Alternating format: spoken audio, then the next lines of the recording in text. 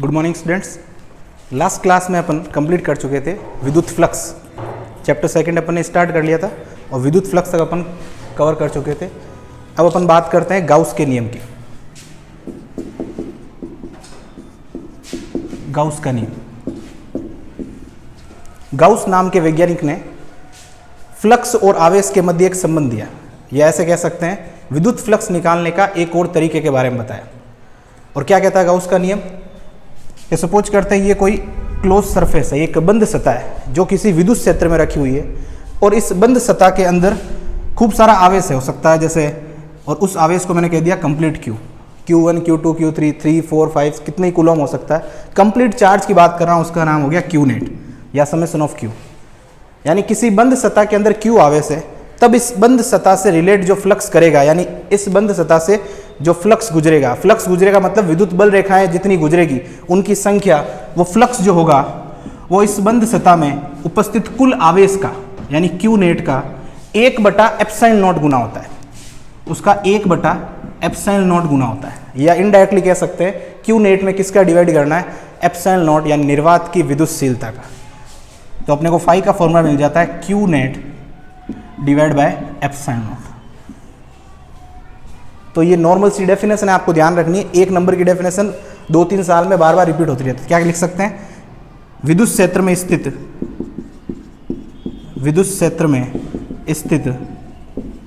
किसी बंद सतह से संबद्ध फ्लक्स, यानी उससे रिलेट करने वाला, उससे गुजरने वाला फ्लक्स, संबद्ध फ्लक्स उस बंद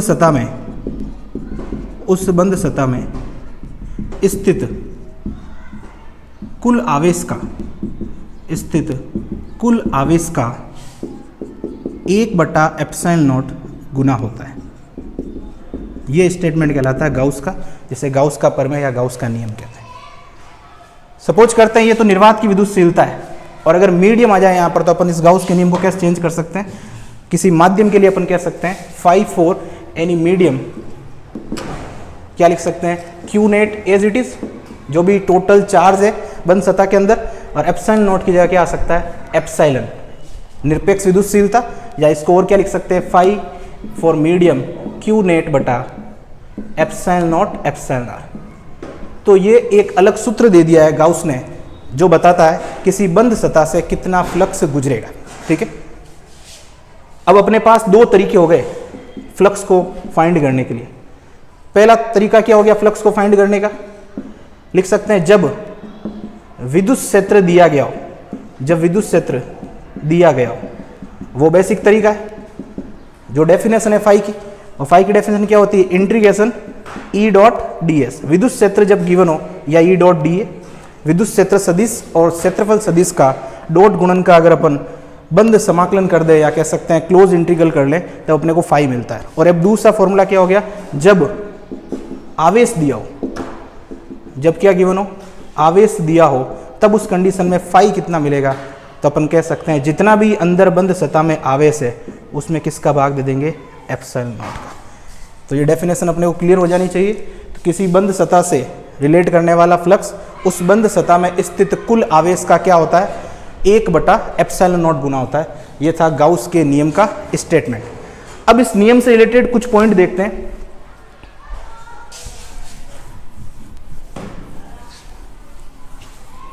जो इस नियम को और ज्यादा डिफाइन करेगा। पहला पॉइंट, बंद सतह से गुजरने वाला फ्लक्स, बंद सतह से गुजरने वाला फ्लक्स केवल बंद सतह में स्थित आवेश पर ही निर्भर करता है। बंद सतह से बाहर स्थित आवेश पर नहीं करता। अगर मुझे फाई डिफाइन करना है और ये क्यू है, तो अपन सिंपल कहते हैं phi equal to Q by ε0। और इस बार मैं कह रहा हूं ये कोई सतह हो गई बंद सतह, और यहां पर चार्ज है, तो इस सतह से फ्लक्स कितना रहेगा, 0 रहेगा। फ्लक्स की बात कब होगी, जब सतह के अंदर चार्ज होगा, सतह के बाहर वाले चार्ज का इसका कोई भी कंट्रीब्यूशन नहीं है, कोई भी लेना देना नहीं है। सेकंड पॉइंट, गाउस का नियम, गाउस का नियम केवल बंद पृष्ठ या सतह के लिए, बंद पृष्ठ या सतहों के लिए एप्लीकेबल होता है, लागू होता है। गाउस के नियम की बात ही कब होगी, जब सतह कैसी होगी, क्लोज होगी, बंद होगी। खुली सतह के लिए गाउस का नियम एप्लीकेबल नहीं होगा। तो ये 2 पॉइंट तो अपने को ध्यान रखना है। और देखते हैं आगे। तो पहला पॉइंट, गाउस का नियम जो लगेगा अंदर वाले आवेश पर डिपेंड करेगा, ना कि जो बाहर रखा आवेश है। दूसरी चीज, ये नियम केवल और केवल क्लोज सरफेस के लिए एप्लीकेबल है, हर कोई सरफेस के लिए एप्लीकेबल नहीं होगा। पॉइंट नंबर 3 की बात करते हैं। यह नियम उन सदिश क्षेत्रों के लिए, उन सदिश क्षेत्रों के लिए, उन सदिश क्षेत्रों के लिए लागू होता है जो व्युत्क्रम वर्ग नियम का पालन करते हैं। व्युत्क्रम वर्ग नियम का पालन करते हैं। व्युत्क्रम वर्ग नियम है क्या, F equal to K Q1 Q2 divide by r square, F equal to G M1 M2 upon r square. अभी अपन इस चैप्टर में पढ़ रहे वो है विद्युत क्षेत्र सदिश, और विद्युत क्षेत्र सदिश कैसा है, ई वेक्टर्स। वो कहता है 1 KQ by r square, 1/4 pi epsilon naught KQ divide by r square. यानी ये रिलेशन है विद्युत क्षेत्र का, ये विद्युत क्षेत्र का रिलेशन है। तो व्युत्क्रम यानी रिवर्स में, नीचे डिनोमिनेटर में, हर में, और उसका वर्ग, तो व्युत्क्रम वर्ग नियम की पालना हो रही है, तो गाउस का नियम एप्लीकेबल है। ऐसे ही आगे अपन जब विद्युत क्षेत्र कंप्लीट हो जाएगा तो एक नया क्षेत्र आएगा, इसको बोलेंगे चुंबकीय क्षेत्र। उसका भी फॉर्मूला होता है μ0/4 पाई आइडियल साइन थीटा बटा आर स्क्वायर। तो वो भी किसका पालन करता है, आर स्क्वायर था। वहां पे भी गाउस का नियम आने वाला है। गाउस के नियम का एक और फॉर्मेट देखेंगे अपन चुंबकीय क्षेत्र में। तो गाउस का नियम उन सदिश क्षेत्रों के लिए लागू रहेगा जो किसका पालन करते हैं, व्युत्क्रम वर्ग नियम का पालन करते हैं। नेक्स्ट पॉइंट, यह नियम बंद सतह की आकृति या आकार पर, बंद सतह की आकृति या आकार पर निर्भर नहीं करता। कैसे, बंद सतह जैसे ये है, ये कोई बंद सतह होगी, किसी तरीके की ले सकते हैं, रैंडम सतह, इसके अंदर चार्ज क्यू है। एक बंद सतह इस तरीके से होगी, जैसे ट्राइंगल हो गया, इसके अंदर चार्ज क्यू, इसके अंदर चार्ज क्यू, इनसे रिलेटेड फ्लक्स क्या होगा, यहाँ पे भी क्या आंसर आएगा, क्यू बटा एप्सिलॉन नॉट, और यहाँ पे भी कितना आएगा, क्यू बाई एप्सिलॉन नॉट। कैसे भी ले लो, रैंडम सरफेस ये, इसके अंदर क्यू, इसका भी आंसर क्या आएगा, क्यू बटा एप्सिलॉन नॉट। यानी गाउस का नियम किसी प्रकार की सतह की आकृति या आकार पर क्या नहीं करता, निर्भर नहीं करता। बस जो भी सरफेस वो कैसी होनी चाहिए, क्लोज होनी चाहिए, बंद होनी चाहिए। अब बंद होने के बाद उसका किस तरीके का स्ट्रक्चर है, किस तरीके का उसके डायमेंशन घेरी, उससे कोई फर्क नहीं पड़ने वाला। बस सतह कैसी होनी चाहिए, बंद होनी चाहिए। नेक्स्ट पॉइंट,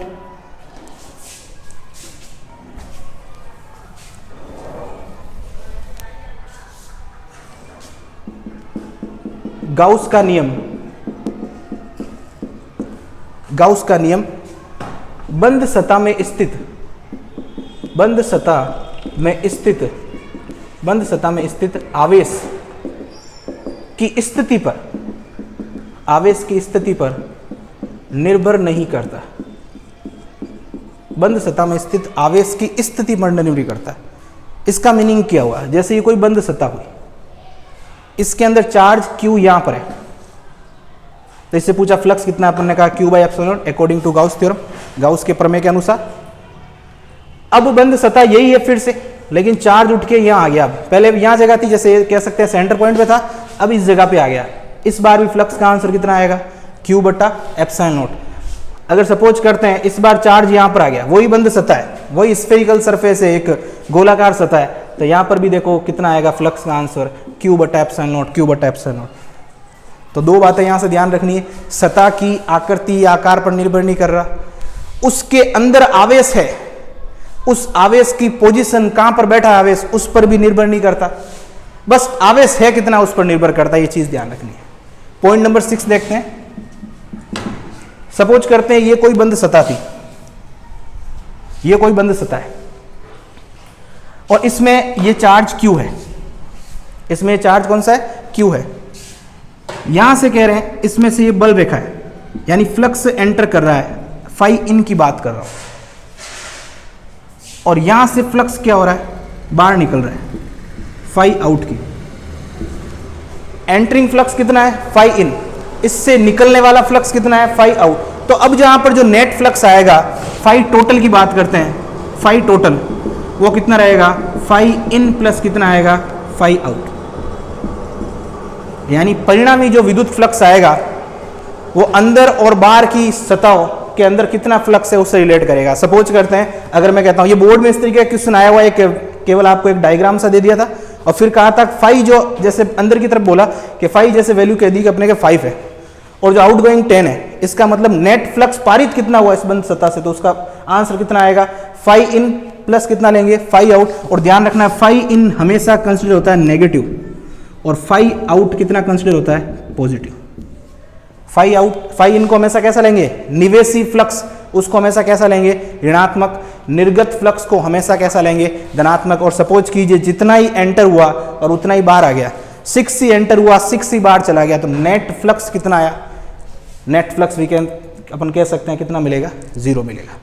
तो ये आपको प्रोसेस ध्यान रखनी है कि इसको क्या कहेंगे अपन, फाई इन का मतलब निवेशी यानी एंटर करने वाला, और ये कौन सा रहेगा, निर्गत यानी बाहर निकल वाला।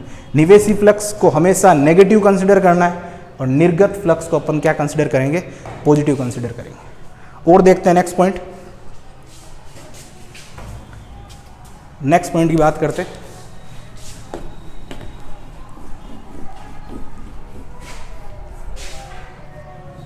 पॉइंट नंबर 7, सपोज ये चार्ज Q है और Q की 3 प्रकृति है। Q या तो धनात्मक है, धनात्मक है तो फाई का फॉर्मूला क्या आपने को पता है, कैसे, फाई है Q by epsilon not. Epsilon not तो हमेशा एक पॉजिटिव क्वांटिटी रहती है, धनात्मक क्वांटिटी है।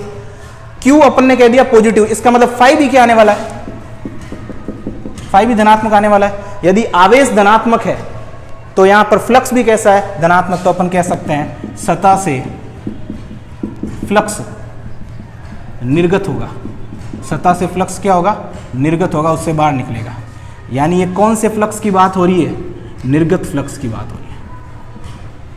विद्युत बल रेखा निकलेगी सतह से। अगर मैं सेकंड केस लेता हूं कि Q कैसा है, नेगेटिव, यानी Q नेगेटिव तो फाई का आंसर भी कैसा आएगा, विद्युत फ्लक्स भी नेगेटिव। यानी कह सकते हैं सतह में फ्लक्स प्रवेश करेगा, इसका मतलब ये कैसा फ्लक्स है, निवेशी फ्लक्स है, इनकमिंग फ्लक्स, ये आउटगोइंग फ्लक्स। और तीसरा केस अगर मैं ले लूं कि अगर Q जो है वो है ही नहीं, चार्ज है ही नहीं, 0। 0 का मीनिंग क्या हुआ, चार्ज 0 का मतलब क्या होता है, किसी वस्तु पर जितने प्रोटॉन है उतने इलेक्ट्रॉन है, तो नेट चार्ज कितना आया, 0। इसी टाइप से टोटल चार्ज 0 है किसी वस्तु के ऊपर, तो इस यहां पर 0 पुट करूंगा तो फाई भी कितना आएगा, 0। यानी कह सकते हैं चार्ज नहीं तो विद्युत क्षेत्र नहीं, विद्युत क्षेत्र नहीं तो ये फ्लक्स नहीं, और चार्ज नहीं तो पूरी 12th क्लास की फिजिक्स ही नहीं। तो सारे की सारी फिजिक्स किस पे, चार्ज पे। तो चार्ज रिलेट करता है विद्युत क्षेत्र से, और विद्युत क्षेत्र से ये चीज पता चलती है अपने को Q के बारे में, विद्युत क्षेत्र से अपने को Q के बारे में पता चलता है। तो फाई इक्वल टू कितना आ गया, 0। अब इसी पॉइंट को अपन यहां लिखते हैं, पॉइंट नंबर 8 को। तो ये चीज तो क्लियर हो जानी चाहिए, सतह से निर्गत हो रहा है तो फाई धनात्मक आएगा। वो धनात्मक क्यों रहा होगा, क्योंकि नेट चार्ज कैसा रहा होगा, पॉजिटिव। फाई नेगेटिव आएगा, इसका मतलब निवेश करेगा, यानी उसके अंदर एंटर करेगा। एंटर करेगा इसका मतलब क्या है, जो चार्ज था वो कैसा था, नेगेटिव था। अब मैं 0 की बात कर रहा हूं। यदि किसी बंद सतह में, यदि किसी बंद सतह में स्थित कुल आवेश शून्य हो, यदि किसी बंद सतह में स्थित कुल आवेश शून्य हो, या आवेश उपस्थिति नहीं हो, या आवेश अनुपस्थित हो, तब बताइए फाई कितना आएगा, 0। चार्ज है ही नहीं, Q net equal to 0, then we can say phi is equal to 0 because Q कितना है, 0। 0 बाय एप्सिलॉन नॉट कितना आएगा, फाई इक्वल टू 0। ये इसका A पॉइंट की बात की, मैंने B पॉइंट की बात कर रहा हूं। यदि किसी बंद सतह में, यदि किसी बंद सतह में एक या एक से अधिक, एक या एक से अधिक द्विध्रुव उपस्थित हो, एक या एक से अधिक क्या उपस्थित हो, द्विध्रुव। द्विध्रुव को रिवाइज करते हैं। द्विध्रुव क्या था, चैप्टर फर्स्ट में पढ़ रखा है। द्विध्रुव था दो आवेश जिसका परिमाण समान बट उनकी प्रकृति कैसी रहेगी, डिफरेंट रहेगी, अलग अलग रहेगी, और वो अगर दोनों आ गए तब बताओ नेट चार्ज कितना रहेगा। ये कोई हो गया सरफेस, गाउसियन सरफेस, या कह सकते हैं कोई बंद सतह। ये द्विध्रुव आ गया, ये प्लस क्यू माइनस क्यू, तो बताओ नेट चार्ज कितना आया। We can say net charge equals to 0। तब कह सकते हैं इस कंडीशन में भी फाई कितना होगा, नेट फ्लक्स जो होगा वो कितना होगा, 0 होगा। तो ये कुछ पॉइंट थे जो गाउस के नियम की बात करते हैं। अब इसी का एक लास्ट पॉइंट जो अपने आगे बहुत ज्यादा काम आएगा वो होता है गाउसियन पृष्ठ। अब गाउसियन पृष्ठ क्या होती है, गाउस के नियम के अनुप्रयोग से अपन विद्युत क्षेत्र निकालते हैं अलग अलग कंडीशन में, अलग अलग पदार्थों की वजह से, अलग अलग डिवाइस की वजह से, और उसमें अपने एक कॉन्सेप्ट काम आता है गाउसियन पृष्ठ। गाउसियन पृष्ठ का मतलब क्या है, एक तरह की सतह है और उसका नाम क्या है, गाउसियन, यानी गाउस के अकॉर्डिंग दी गई है। तो गाउसियन पृष्ठ क्या होगी, ध्यान रखना है, यह एक काल्पनिक सतह होती है। यह काल्पनिक सतह होती है जिसकी आकृति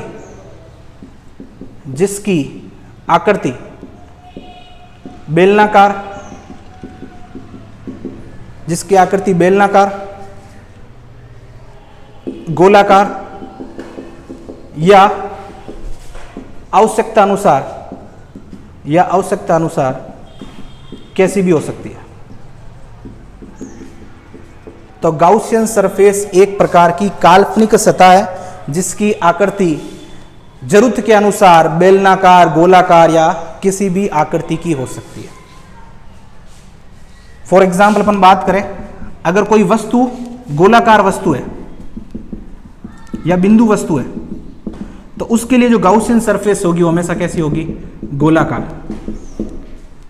अगर कोई तार है, अगर कोई एक तार मतलब एक सिंगल लेंथ है, या कह सकते हैं कोई प्लेट है, या कह सकते हैं कोई परत है, तो उसके लिए जो गाउसियन पृष्ठ होती है वो कैसी होती है, बेलनाकार होती है। आगे अपने काम आएगा।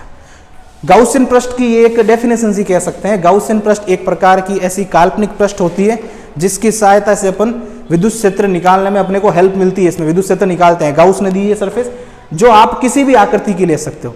अब गाउसियन सरफेस मानने का तरीका क्या होगा, गाउसियन सरफेस जब भी एज्यूम करेंगे तो जहां पर अपन विद्युत क्षेत्र निकाल रहे हैं, जिस जगह पर विद्युत क्षेत्र निकाल रहे हैं वो बिंदु भी उसके अंदर आना चाहिए, और दूसरा कुछ ना कुछ चार्ज क्या होना चाहिए, एनक्लोज्ड होना चाहिए। कैसे देखें, जैसे ये कोई अर्धवृत्त है और ये ऊपर वाला अर्धवृत्त के ऊपर की सतह हो गई, ऊपर की सर्कुलर सरफेस हो गई, ये हो गई। गेंद थी, गेंद को आधा काट दिया, वो समझ सकते हैं आप।